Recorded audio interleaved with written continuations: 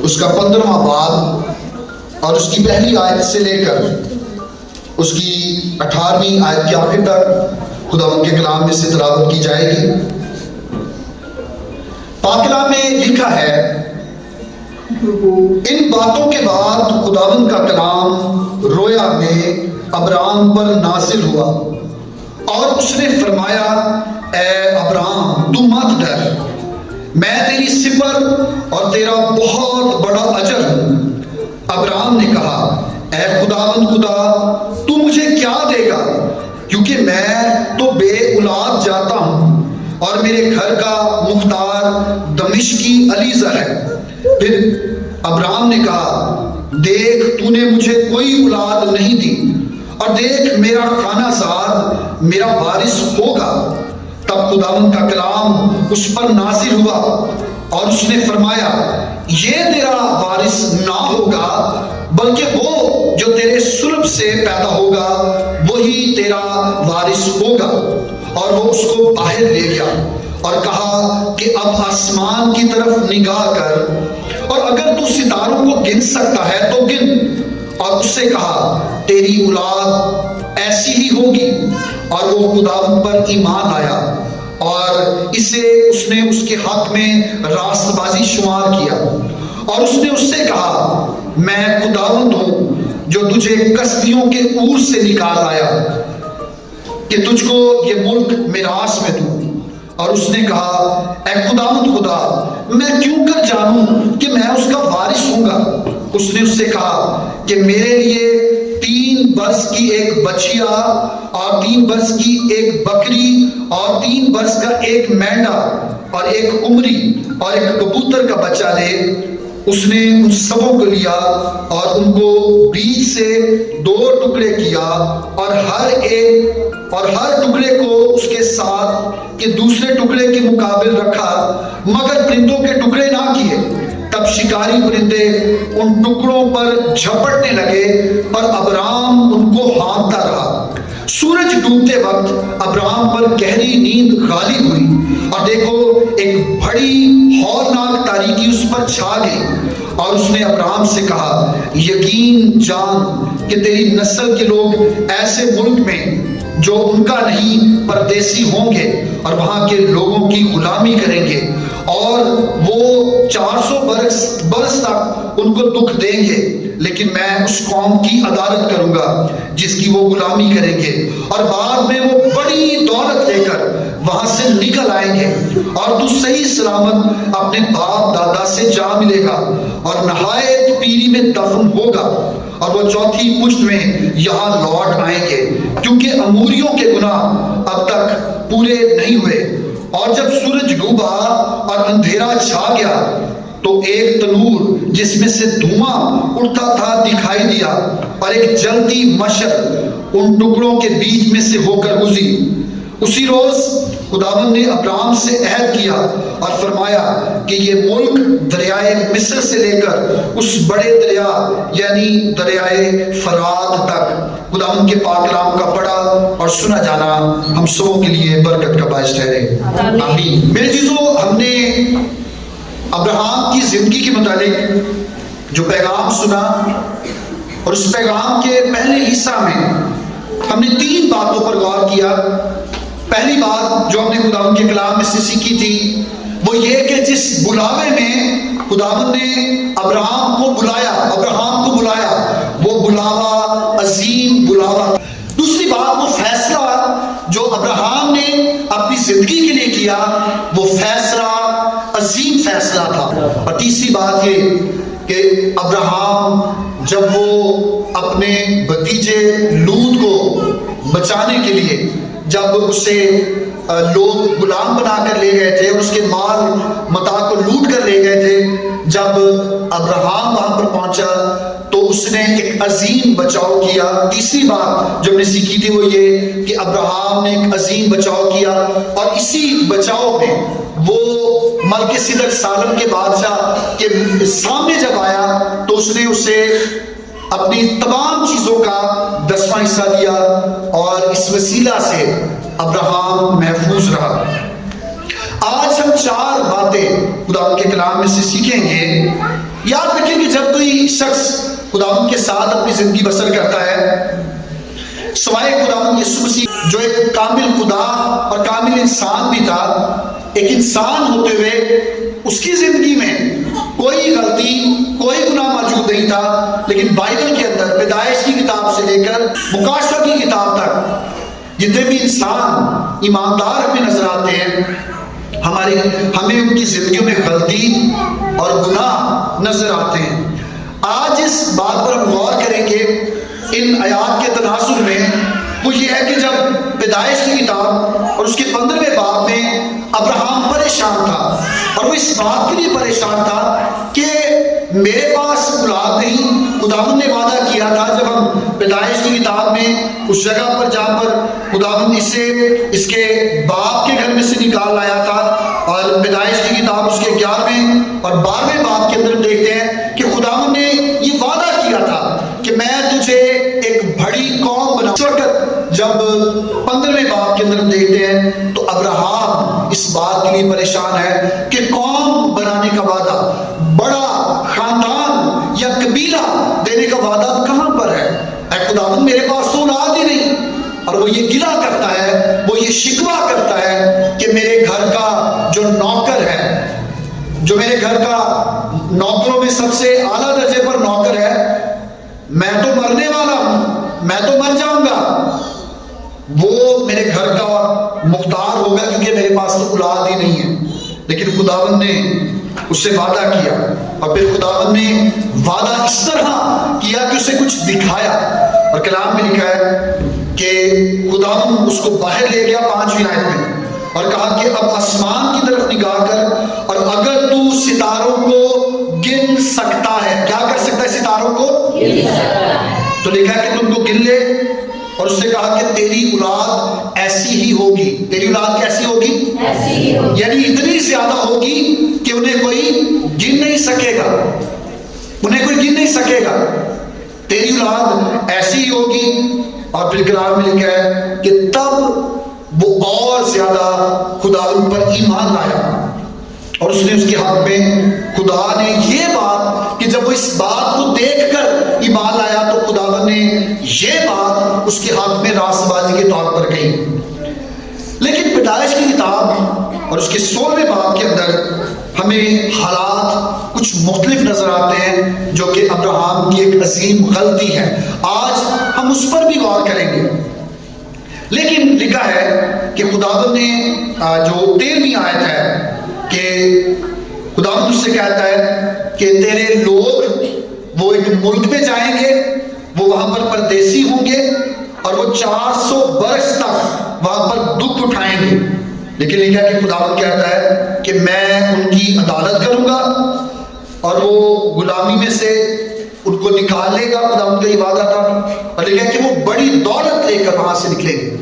یہ بات جو خدا نے ابراہیم سے اس کی نسل کے بارے میں کہی، یہ مصری قوم کے اندر، مصری قوم کے جب وہ غلام رہے ہیں تو یہ اس بات کی پیشن گوئی ہے، یہ اس بات کی فورتھ ٹیلنگ ہے جو خداوند نے کہی کہ تیری قوم کے لوگ کتنے برس تک غلام رہیں گے؟ 400 برس تک غلام رہیں گے۔ اور قوم بنی اسرائیل جب یعقوب کے دور میں یوسف وہ مصر کے اندر ایک اعلیٰ عہدے پر تھا اور کنعان میں کال پڑا اور وہ وہاں سے نکل کر کنعان میں گئے، بعد میں یوسف بھی مر گیا، وہ فرعون بھی مر گیا، تو اس کے بعد مصریوں نے انہیں اپنے غلام بنا لیا اور ایسے غلام بنایا کہ یہ ان پر ظلم و ستم بھی کیا کرتے تھے۔ خداوند نے ابراہیم کو پہلے ہی بتا دیا تھا کہ تیرے لوگ، تیری قوم کے لوگ وہ کتنے برس تک؟ 400 برس تک غلام رہیں گے۔ خداوند کہتا ہے کہ جب وہ غلامی سے نکل کر جائیں گے تو وہ بڑی دولت لے کر وہاں سے آئیں گے۔ یہ 15واں باب اور اس کی 13ویں آیت ہمیں مصر کی غلامی کے بارے میں بتاتی ہے۔ لیکن خداوند اپنے وعدوں کی تصدیق کرتا ہے۔ خداوند کے کلام میں لکھا ہے کہ خداوند کے سارے وعدے ہاں کے ساتھ، خدا اپنے وعدے میں دیر نہیں کرتا جیسا بعض لوگ سمجھتے ہیں، بلکہ وہ تمہارے بارے میں تحمل کر کے ٹھہرا رہتا ہے۔ ہم انسان ہیں، تحمل کا وقت جب خداوند ہمارے لیے ٹھہرا ہوتا ہے، جب وہ ہمارے لیے ابھی کچھ وقت، برکت کا وقت ہماری زندگی میں نہیں آیا ہوتا، انسان ہوتے ہوئے ہم پریشان ہوتے ہیں اور ہم برکت کو اپنے طریقے سے حاصل کرنا چاہتے ہیں، اور جب طریقے انسانی ہو جائیں تو پھر خدا کے خلاف ہم غلطی کر بیٹھتے ہیں۔ پیدائش کی کتاب اور اس کے 16ویں باب میں ہمیں وہ غلطی جو سارہ نے کی اور اس میں اپنے شوہر ابراہم کو شامل کیا، حالانکہ ابراہم جانتا تھا کہ خدا کی مرضی یہ نہیں ہے، لیکن 15ویں باب کے اندر جب ہم آگے اس کو پڑھتے ہیں، 15ویں باب میں خدا نے وعدہ کیا تھا کہ تیرے سلب سے، یعنی تیرے اندر سے تیری اولاد ہوگی، اڈاپٹڈ سن نہیں ہوگا۔ لوط ساتھ رہا، وہ اس کا بیٹا نہیں بنا۔ یہ اپنے نوکر علیزر، دمشقی علیزر کے بارے میں پریشان ہے کہ وہ میری دولت یا سب کچھ لے جائے گا۔ خدا نے مجھ سے کہا تھا کہ تیرا فرزند، تیری نسل وہ تیرے سلب سے، یعنی تیرے اندر سے پیدا ہوگی۔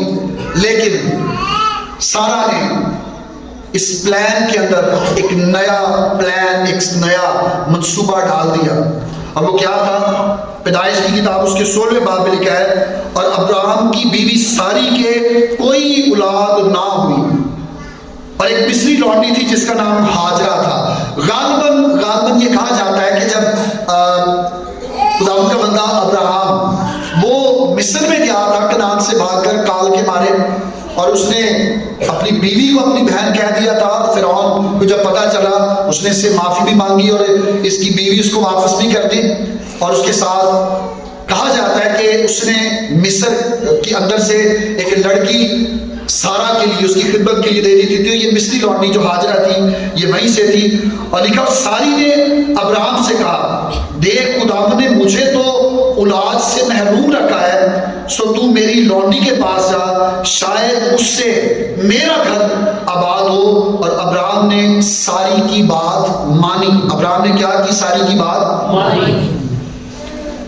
یہ اس کی غلطی تھی، حالانکہ وعدے، ساری جو وعدے تھے وہ ابراہم کے ساتھ تھے۔ خداوند اس سے پہلے کے باب میں اور اس سے پہلے کہ یہ فیصلہ لیتا، خداوند اس کو یہ بتا چکا تھا، لیکن یہ اس کی ایک غلطی ہے۔ ہاں، اس میں ایک بات تھوڑی سی چھپی تھی جو واضح نہیں تھی۔ خداوند نے کہا تھا کہ تیرے سلب سے بیٹا پیدا ہوگا۔ ہاں، ساری کا ذکر نہیں تھا، سارا کا ذکر نہیں تھا کہ وہ ابراہم اور سارا کا بیٹا ہوگا۔ شاید اسی وجہ سے ابراہم وہ پریشان ہوا اور اس نے ہاجرہ جو اس کی بیوی ساری کی لونڈی تھی اسے اپنی آغوش میں لیا، اور اس میں سے اس کے لیے اولاد پیدا ہوئی۔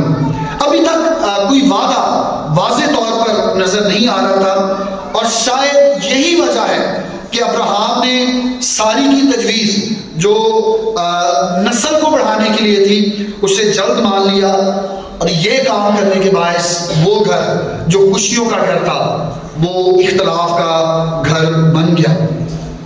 خدا کے مقاصد کو ظاہر کرنے اور حقیقت میں ان کے پورا ہونے میں جو تاخیر ہوتی ہے وہ زندگی کی سب سے بڑی آزمائش ہوتی ہے۔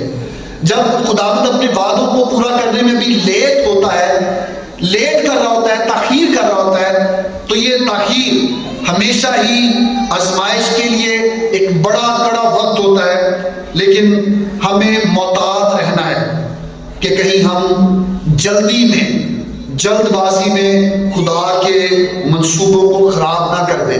خدا کا منصوبہ ایک ٹائم اور ایک وقت کے لیے ہوتا ہے، لیکن جب ہم جلدی کرتے ہیں تو پھر ہم اصل میں خدا کے منصوبوں کو خراب کرتے ہیں۔ یوحنا کا عام خط اور اس کا پہلا باب اور اس کی 3 آیت اور اس کی 4 آیت خدا کے کلام میں سے دیکھیں گے۔ یعقوب کا عام خط اس کا پہلا باب 3 اور 4 آیت، پاک کلام میں لکھا ہے، 2 آیت سے پڑھوں گا۔ اے میرے بھائیو، جب تم طرح طرح کی آزمائشوں میں پڑو تو اس کو یہ جان کر کمال خوشی کی بات سمجھنا کہ تمہارے ایمان کی آزمائش صبر پیدا کرتی ہے۔ جب ایمان کی آزمائش ہوتی ہے تو وہ کیا پیدا کرتی ہے ہمارے اندر؟ اگر ہم ایماندار ہیں اور ہماری زندگی میں آزمائش آ گئی ہے تو پھر وہ آزمائش صبر لے کر آئے گی۔ لیکن اکثر ہم ایماندار ہوتے ہیں، ہم جلد باز بن جاتے ہیں، اور بجائے اس کے کہ وہ آزمائش جو ایمان کے باعث ہماری زندگی میں آئی ہے وہ ہمارے اندر صبر پیدا کرے، وہ جلدی میں لے آتی ہے، اور ایسا کرنے سے خداوند کا وقت اور وہ برکت جو ہے وہ خراب ہو جاتی ہے۔ چوتھی آیت میں لکھا ہے اور صبر کو اپنا پورا کام کرنے دو تاکہ تم پورے اور کامل ہو جاؤ اور تم میں کسی بات کی کمی نہ رہے۔ تمہیں کیا نہ رہے؟ کسی بات کی کمی نہ رہے۔ آج کیوں ایماندار وہ انتظار نہیں کر پاتے؟ خداوند یہ چاہتا ہے کہ تھوڑا انتظار کریں چیزوں کے لیے، برکتوں کے لیے، تاکہ ہمیں کمی نہ رہے۔ اکثر اوقات بچوں کے ساتھ والدین ایسا کرتے ہیں کہ بچے جانتے ہیں کہ والدین جانتے ہیں کہ بچوں کی ضرورت کیا ہے، لیکن والدین تھوڑا ٹائم دیتے ہیں۔ میں یہ سمجھتا ہوں ایک والد ہوتے ہوئے کہ میرا بیٹا اگر اپنی زبان سے بھی بات نکالتا ہے تو میں ایک اچھی تربیت کرنے کے لیے جیسے ہی وہ کچھ کہے گا میں اس کی وہ بات پوری نہیں کرتا، اسے اس بات کے لیے انتظار کرنے دیتا ہوں۔ اور جدید جو ریسرچ ہے وہ بھی یہ کہتی ہے کہ جب انسان کی زبان سے کوئی بات نکلے اور پوری ہو جائے تو وہ اپنی باتوں کو منوانے کا عادی ہو جاتا ہے۔ کلام میں لکھا کہ خداوند اپنی باتیں میں دیر نہیں کرتا۔ یعقوب یہ کہتا ہے خداوند کا بندہ کہ ایمان کی آزمائش جو وہ صبر پیدا کرتی ہے، صبر کو اپنا پورا کام کرنے دو۔ جب وہ پورا کام کر لیتا ہے تو ہم کامل ہو جاتے ہیں اور ہمیں کسی بات کی کمی نہیں رہتی۔ یہ کمی جو ابراہیم کی زندگی میں آئی، اس نے ایک نئی بات کو جنم دے دیا۔ اسماعیل، اگر ہم اس کے بارے میں دیکھیں، آپ سب میں جانتے ہیں کہ اسماعیل کا ایک علیحدہ قبیلہ بن چکا ہے۔ ہمارے پڑوسی جتنے بھی پڑوسی ہیں وہ سب وہ اسماعیلی نسل ہے۔ ہاجرہ کو، اسماعیل کو وہ مانتے ہیں اور اس کو ایک نبی کے طور پر لیتے ہیں، اور یہاں تک کہ انہوں نے تو قربانی، آپ سب جانتے ہیں قربانی بھی انہوں نے اسماعیل کی بنا دی ہے۔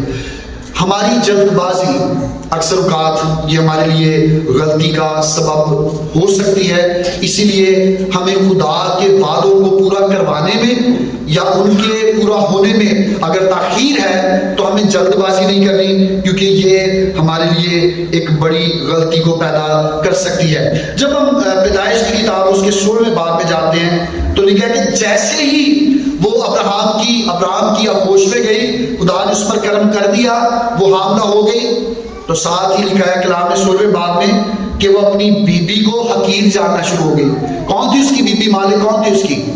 سارہ۔ ساری جو ہے وہ اس کی مالک تھی، وہ اس کی بیوی تھی، تو اس کو یہ حقیر جاننے لگ گئی۔ ایسا ہوتا ہے۔ ہاجرہ وہ ایک لونڈی تھی، لیکن جیسے ہی اس کو یہ درجہ کہ اب وہ ابراہیم کے بچے کی ماں بننے والی ہے تو وہ اپنی بیوی کو حقیر جاننے لگی، اور پھر خواتین کا جھگڑا شروع ہو گیا۔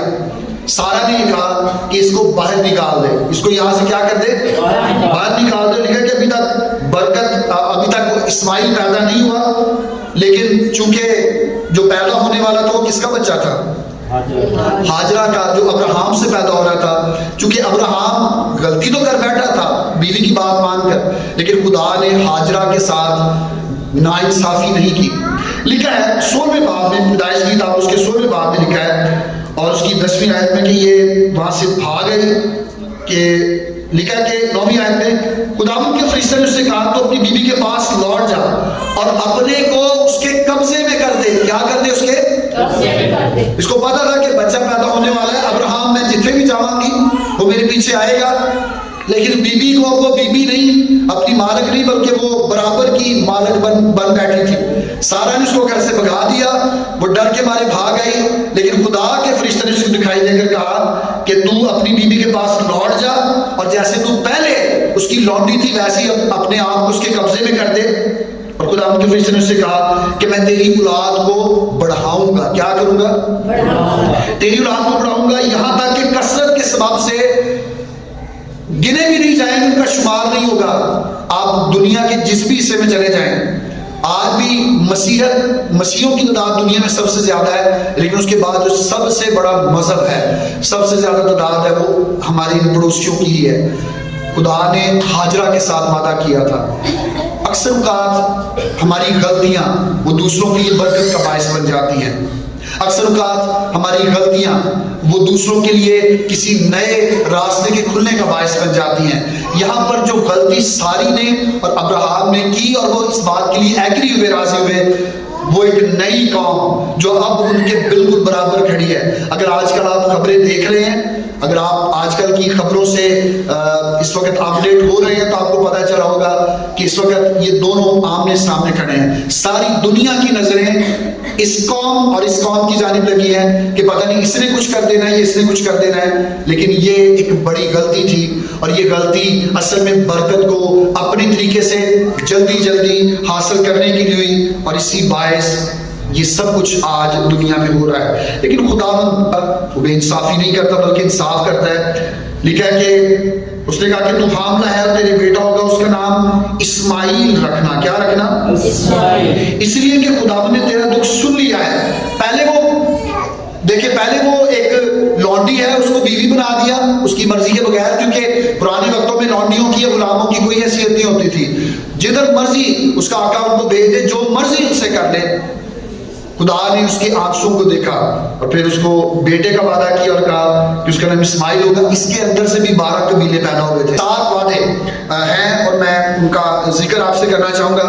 پہلی بات یہ کہ میں تجھے بڑی قوم بناؤں گا، پھر دوسری بات یہ کہ میں تجھے برکت دوں گا، تیسری بات یہ کہ میں تیرا نام بڑھاؤں گا، تو بابرکت ہوگا، جو تجھے برکت دے میں اسے برکت دوں گا، جو تجھ پر لعنت کرے میں اس پر لعنت کروں گا، اور ساتویں بات یہ کہ تیرے وسیلے سے زمین کے قبیلے برکت پائیں گے۔ تیرے وسیلے سے کیا ہوگا؟ زمین کے قبیلے برکت پائیں گے۔ مسیح یسوع کے نسب نامہ میں متی کی انجیل اس کے پہلے باب کی پہلی آیت پڑھیں تو وہاں سے ابراہیم سے نسب نامہ شروع ہوتا ہے۔ ابراہیم کے نسب نامے، یسوع مسیح کے نسب نامے میں سب سے پہلے ابراہیم نظر آتا ہے اور زمین کے قبیلے آج یسوع کی وسیلہ سے برکت پا رہے ہیں، اور یسوع کا ذکر بھی ابراہیم کے نسب نامے میں ہی ہے۔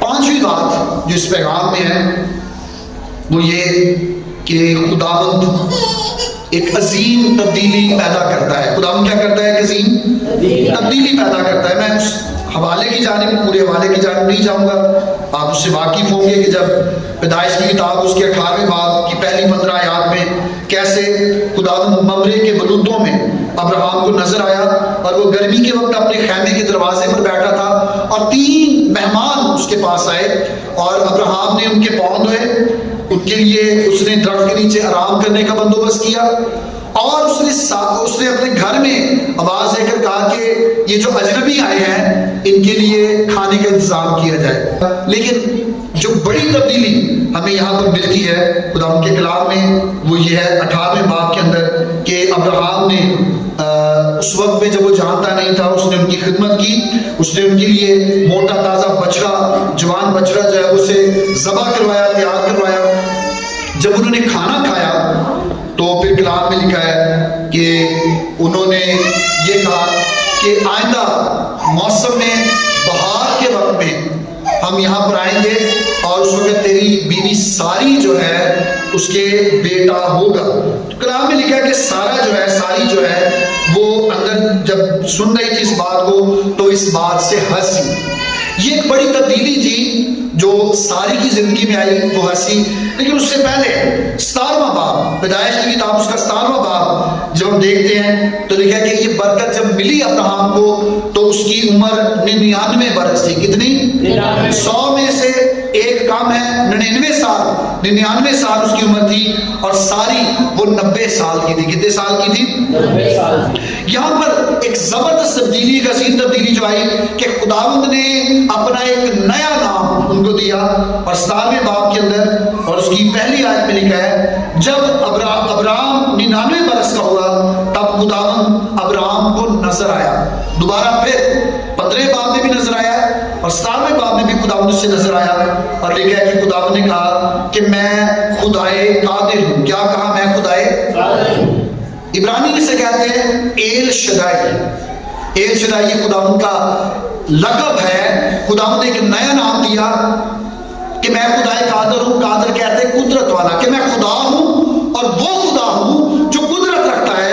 خداوند نے ایک نیا نام، ایک تبدیلی وہاں پر آئی کہ خداوند اب اپنی قدرت کو ظاہر کرتا ہے، اور وہ یہ کہتا ہے کہ میں صرف وہ خدا نہیں جو تجھے اس ملک سے نکال آیا، بلکہ میں وہ خدا ہوں جو قدرت رکھتا ہے۔ اور اس کے ساتھ خدا نے کہا کہ تو میرے حضور میں چل اور کامل ہو، اور میں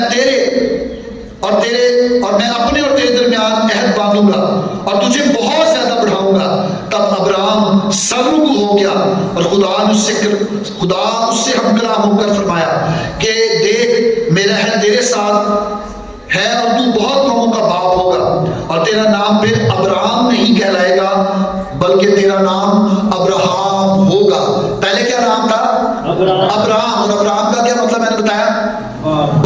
اور ابراہم کا مطلب ہے قوموں کا باپ۔ خداوند نے اس کا نام تبدیل کر دیا برکت دینے سے پہلے، اور لکھا کہ اب سے تو ابراہم نہیں بلکہ ابراہم ہوگا، قوموں کا باپ ہوگا۔ اور اسی کے ساتھ کلام میں لکھا کہ خدا نے کہا کہ تیری بیوی ساری جو ہے اب سے وہ ساری نہیں بلکہ سارا ہوگی۔ اور خداوند نے ان دونوں کے ساتھ یہ عہد باندھا کہ وہ عہد کا فرزند، وہ برکت کا فرزند جو میں دینے والا ہوں، جس پر اور اس کے اندر سے پیدا ہونے والے لوگوں پر میرا ہاتھ ہوگا، جو میرے چنے ہوئے ہوں گے وہ اب پیدا ہوگا 99 سال کی عمر میں۔ کتنے سال کی عمر میں؟ ساری سے سارا نام بدل گیا۔ ابراہم ایک مرد 99 سال کا بلکہ ایک بوڑھا تھا جس کے سرکمسیجن ختنہ کرنے کو حکم دیا، اور اس کے بیٹے اسماعیل کا بھی ختنہ اسی دور میں ہوا۔ اور 90 سال کی عمر میں سارا، جب عورت کوئی خاتون وہ سنیاس کی حالت میں ہوتی ہے کہ وہ اب اولاد پیدا نہیں کر سکتی، بوڑھی ہو چکی ہوتی ہے، خداوند نے انہیں برکت دینے کا وعدہ جو ہے اس پر مہر لگا دی۔ بڑی تبدیلی ہمیں ابراہم کی زندگی میں ملتی ہے۔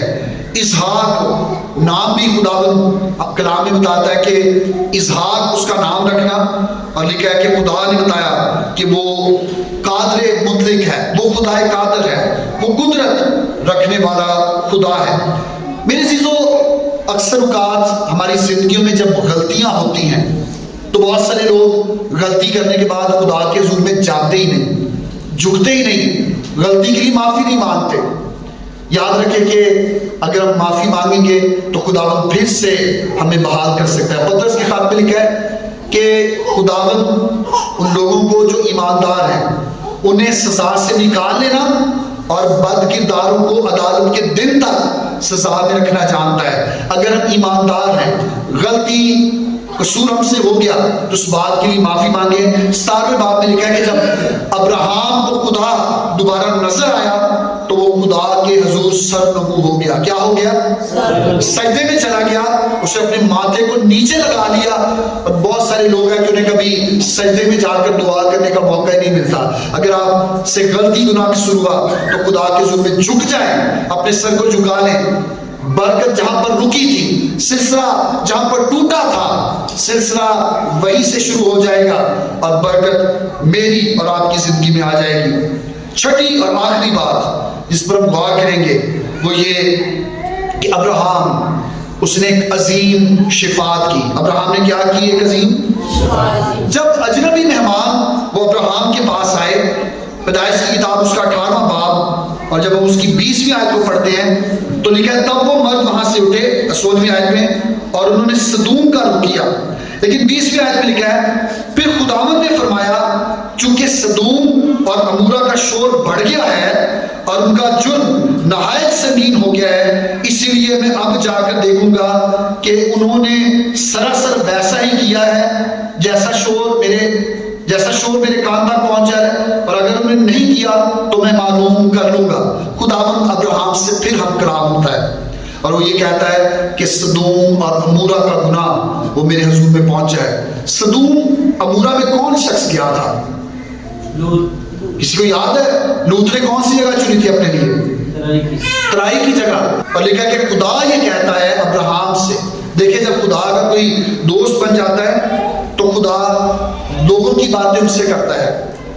اگر ہم خدا کے ساتھ محبت میں آ جاتے ہیں، رفاقت میں بڑھ جاتے ہیں، وہ دوسروں کے بارے میں باتیں ہم سے کرتا ہے اور ہمیں بتاتا ہے کہ میں اس شخص کے ساتھ ایسا کرنے والا ہوں۔ ابراہم سے خدا نے کہا کہ دیکھ सदूम और अमूरा का शोर बढ़ गया है और उनका गुनाह और उनका जुर्म जो है वो नहायत संगीन हो गया है। इसीलिए मैं अब जाकर देखूंगा कि उन्होंने सरासर वैसा ही किया है जैसा शोर मेरे हुजूर में पहुंच जाए, और अगर उन्होंने नहीं किया तो मैं ये भी पता कर लूंगा। सदूम और अमूरा का गुनाह ये था कि मर्दों के साथ और औरतों के साथ जिनसी गुनाह में मुलव्वस थे, और यहाँ तक कि जानवरों के साथ वो बदकारी का गुनाह जो है वो कर रहे थे।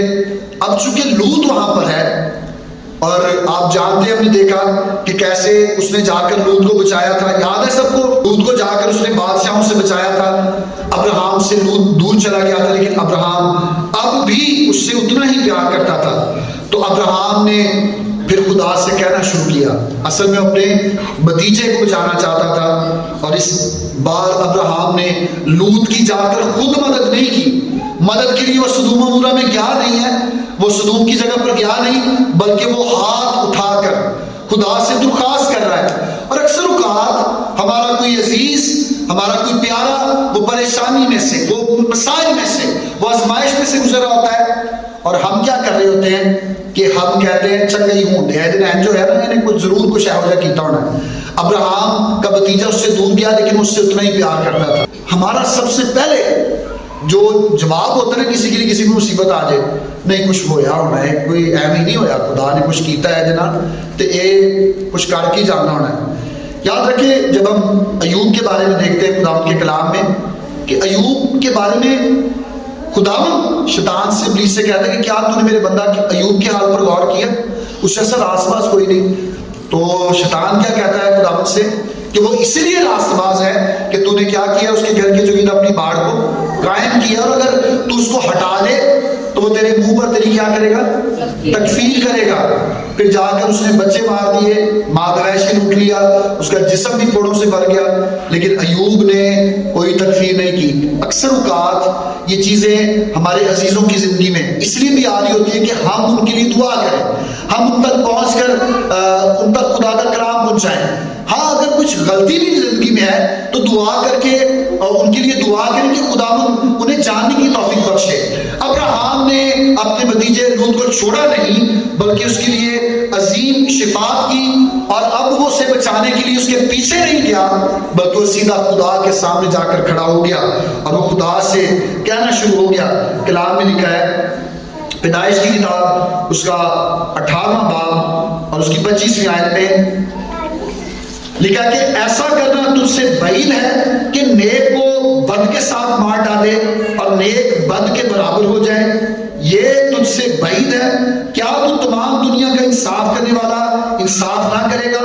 और खुदावंद ने फरमाया, अगर मुझे सदूम में शहर के अंदर 50 रास्तबाज मिले तो मैं उनकी खातर उस मकाम को छोड़ दूंगा। क्या करूंगा? उस मकाम को छोड़ दूंगा। खुदा ने कहा 50 मिल जाए तो छोड़ दूंगा।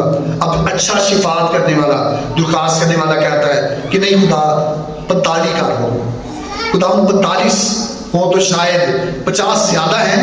आगे जब आप बढ़ते जाएं तो लिखा है कि उसने कहा कि मैं खाक और राख हूं, शायद 50 रास्तबाजों में 5 काम हूं। क्या तू 5 की कमी के बायस तमाम शहर को नीस कर देगा? अच्छा, जो दुआ करने वाला है वो ये दुआ नहीं करता कि चंगा होया ये मर जाए तो चंगा है, बल्कि उसके लिए दुआ करता है कि खुदावंद तू इसे माफ कर, ऐ खुदावंद तू तौबा तक इसे लेकर आ। मेरे चीजों वो दुआएं जो किसी के मरने के लिए करते हैं, भले वो हमारा दुश्मन है, भले उसने हमारा नुकसान किया, वो दुआएं जो हम किसी के मरने के लिए करते हैं, याद रखें ऐसी दुआएं और हमारे ऐसे रोने के अंदर दुआएं खुदा को पसंद नहीं। हम हदायत के लिए दुआ करें, हम अच्छे शिफात होते हुए लोगों के बचाव के लिए दुआ करें। बात 50 से शुरू हुई, 45 पर आई, फिर खुदावंद के कलाम में लिखा है कि बात आगे बढ़ती गई और फिर कलाम में लिखा है कि 32वीं आयत में खुदावंद से उसने कहा क्या खुदावंद वहां पर अगर 10 मिल जाए तो क्या तू 10 लोगों को सारों के साथ ही मार देगा? खुदावंद ने कहा कि अगर 10 भी मिल जाए तो मैं उस शहर को नीस नहीं करूंगा, मैं उसको खत्म नहीं करूंगा। लेकिन अफसोस की बात यह है कि वहां पर 10 भी ना मिले, 10 लोग भी वहां पर ना थे। आज कलीसिया में, चर्च پادری صاحب، ایلڈر صاحب، ہم یہ چاہتے ہیں کہ بھائی صاحب دعا کریں، سر پر ہاتھ رکھ کر کریں، گھر پر آئیں ہم دعا کریں، لیکن اکثر اوقات ہمارے اندر راست بازی نہیں ہوتی. ہم پادری صاحب کا، ایلڈر صاحب کا زور لگوانا چاہتے ہیں کہ جی وہ دعا کریں مل کر. میرے عزیزو، اگر ہم یہ چاہتے ہیں کہ ہم بچائے جائیں تو ہمیں راست باز بننے کی ضرورت ہے. یہ دعا، یہ مکالمہ جو ابراہیم کا خدا کے ساتھ ہے، یہ عظیم سفارشوں میں ایک سفارش ہے. پہلی بات یہ، جب ہم 23ویں آیت کو پڑھتے ہیں تو اس میں ابراہیم دلیری رکھتا ہے. ایک دعا کرنے والے کو، شفاعت کرنے والے کو دلیری کرنی چاہیے. 24ویں آیت میں شفاعتی دعا میں وہ التجا کرتا ہے. یہ نہیں کہ دعا کرنی تو سیدھے ہی ہو جاؤ اور کرنا ہے کہ نہیں یہ کام کرنا. اکثر اوقات ہم خدا کے ساتھ بھی ایسی بات کر رہے ہیں کہ خدا من کر، ابھی کر. التجا کا رویہ ہمیں اپنانا ہے، تبھی شفاعت قبول ہوگی. تیسری بات یہ کہ ہمارے پاس دلیل موجود ہونی چاہیے کہ ہم کہیں کہ اے خداوند دیکھ، گو کہ یہ شخص بیماری میں گرفتار ہے، اے خداوند اس کے بچے تو ٹھیک ہے نا، اے خداوند اس کی بیوی تو تیرے ساتھ چلتی ہے نا، اے خداوند کیا تو گناہوں کو معاف نہیں کرتا ہے. یہ دلیل ہمارے پاس موجود ہونی چاہیے. چوتھی بات یہ کہ ہمارے اندر عاجزی بھی ہونی چاہیے. یہ نہیں کہ ہم سینہ تان کے خدا کے سامنے کھڑے، عاجزی، جھک جائیں. اسی کے لیے بھی دعا کر رہے ہیں، جھک جائیں، خدا کے حضور میں چلے جائیں. اور پانچویں بات یہ کہ ثابت قدم رہیں. اکثر اوقات ہم دعا کرتے ہیں 1 مہینہ، 2 مہینے، 3 مہینے، سال، 5 سال، 10 سال، ہمارے اندر ثابت قدمی نہیں ہوتی، اور اس وجہ سے بھی ہماری دعا جو ہے وہ قبول نہیں ہوتی. ابراہیم کی شفاعت کے نتیجے میں خدا نے لوط، اس کی بیوی اور 2 بیٹیوں کو بچا لیا. کچھ تو بچانا، اس کی شفاعت نے، اس کی عظیم شفاعت نے کچھ تو بچایا. ہاں، اس کی بیوی نے پیچھے مڑ کر دیکھا تو وہ نمک کا ستون بن گئی، وہ ایک علیحدہ بحث ہے، لیکن خدا نے اس کی دعا کی وسیلہ سے لوط کو اور اس کی بیوی اور اس کی بیٹی کو بچایا. بیوی تو نمک کا ستون بن گئی، لیکن اس کی بیٹیاں اور لوط وہ سدوم اور عمورہ کے اس شہر میں سے نکل آئے. اور دیکھا کہ جیسے ہی وہ نکلے، خدا نے آسمان سے آگ اور گندک برسا کر گناہ کی جگہ کو، بدکاری کی جگہ کو، بدفعلی کی جگہ کو تباہ کر دیا. اور آج شاید فضل ہے، لیکن اگر کوئی بھی شخص ویسے کسی گناہ میں ملوث ہے تو پھر آپ کی دعا بھی رک سکتی ہے. آپ کے لیے کسی کو دعا کرنے کی ضرورت ہوگی. آپ خدا کے حضور میں جا کر معافی مانگیں گے تو تب دعا قبول ہوگی. ہم اپنی دعاؤں میں کتنے مؤثر ہیں. ابراہیم کی زندگی کی یہ بات ہمیں یہ سکھاتی کہ ہماری دعائیں کتنی مؤثر ہیں. کیا ہماری دعا میں شفاعت شامل ہے؟ ہم اکثر یہ دعا، جب آخری دعا ہوتی ہے ہر گھر میں یا چرچ میں، تو ہم یہ کہتے ہیں کہ اے خداوند جس طرح ہم کیا کرتے ہیں اپنے قصورواروں کو، تو بھی ہمارے قصور معاف کر. اپنے لیے ہم درخواست کر رہے ہوتے ہیں، لیکن دوسروں کے لیے جب ہماری باری ہوتی ہے تو ہم انہیں معاف نہیں کر رہے ہوتے، بلکہ اگر کوئی ایسی پریشانی میں گر جائے تو سب سے پہلے تو ہم کیلکولیٹر لے کر اس کی برائیاں، غلطیاں نکالنا شروع کر دیتے ہیں کہ یہ اگر بیمار ہوا ہے، اس کے ساتھ یہ پریشانی آئی ہے، اولاد نہیں ہو رہی، یا گھر پر پریشانی ہے تو اس نے کچھ نہ کچھ کیا ہے. شفاعت کے لیے خدا ان کے سامنے کھڑے ہوں. افسیوں کا خط اس کا 6واں باب اور اس کی 18ویں آیت خدا ان کے کلام میں سے دیکھیں گے. افسیوں کے نام کا خط اس کا 6واں باب اور اس کی 18ویں آیت. خدا ان کے کلام میں لکھا ہے، اور ہر وقت اور ہر طرح سے روح میں دعا اور منت کرتے رہو، اور اسی غرض سے جاگتے رہو کہ سب مقدسوں کے واسطے بلا ناغہ دعا کیا کرو. کیا کیا کرو؟ سب مقدسوں کے واسطے بلا ناغہ. ابراہیم کی زندگی میں ہمیں عظیم بلاوا، عظیم بچاؤ، اس کی زندگی میں عظیم فیصلہ، اس کی ایک عظیم غلطی، اور اس کی زندگی میں ایک زبردست عظیم تبدیلی، اور اس کی زندگی میں عظیم شفاعت نظر آتی ہے. 6 باتیں 2 پیغامات میں ہم نے ابراہیم کی زندگی کو متعلق جانی. آج ابراہیم کی زندگی کا احاطہ کرتے ہوئے میں آپ سے یہ کہنا چاہوں گا کہ کیا آپ کی زندگی میں عظیم بلاوا ہے؟ کیا خداوند نے آپ کو اپنا فرزند ہونے کے لیے بلایا ہے تو کبھی اس بات کو ٹھکرائیے گا نہیں. کیا خداوند نے آپ کو کبھی بچایا؟ عظیم بچاؤ آپ کی زندگی میں آیا تو تو کبھی بھی اس بات کو اپنی زندگی میں بھولیے گا نہیں. کیا دعا کرنے کے وسیلہ سے، خدا کے ساتھ چلنے کے وسیلہ سے آپ نے اپنی زندگی میں کوئی بڑا فیصلہ کیا؟ اگر کیا تو پھر اپنے اس فیصلے پر قائم رہے. انسان ہے، ایماندار ہے، لیکن پھر بھی اگر کوئی غلطی ہوئی تو کیا آپ اپنی اس غلطی کو سدھارنے کے لیے خدا کے حضور میں سرنگو ہوئے؟ ابراہم ہوا. پیدائش کی کتاب 17 باب 2 آیت میں لکھا ہے کہ ابراہم سرنگو ہوا. خدا نے کہا کہ میں خدا قادر ہوں، میں قدرت رکھتا ہوں، میں 99 سال میں، تیری بیوی جو 90 سال کی ہے، تمہیں پیری کے یام میں، ضعیف عمری میں بھی تمہیں برکت دے سکتا ہوں. اس عظیم غلطی نے انہیں ایک زبردست تبدیلی ان کی زندگی میں پیدا کر دی. اور پھر ابراہم نے اپنے کردار سے ثابت کیا کہ سب چیزوں کے بعد آج بھی وہ دوسروں سے پیار کرنے والا ہے. لوط اسے چھوڑ کر گیا تھا، لوط نے اچھی چیزوں کو چنا تھا، لیکن اس نے اس کے ساتھ نفرت کا اظہار نہیں کیا بلکہ اس کے لیے شفاعت کی. 6 باتوں کو ذہن میں رکھتے ہوئے ضرور اپنی روحانی زندگی کا جائزہ لیں. کیا ہم بھی ایسے ہیں یا نہیں؟ ابراہم کی زندگی یہ بڑے بڑے اسباب سے بھری پڑی ہے، اور اگر ہم اس کے لیے سیکھنا شروع کریں تو میں یہ کہنا چاہتا ہوں کہ شاید سال ہر سال ہم سیکھتے رہیں تو وہ کام ہوں گے. لیکن مختصراً جو 6 باتیں میں سیکھی، میں چاہوں گا کہ ضرور انہیں اپنی زندگی میں جگہ دیں اور ان پر غور کرتے ہوئے اپنی زندگی کو بہتر کریں. خدا ان کا کلام ہم سبوں کے لیے بابرکت ہو. آمین.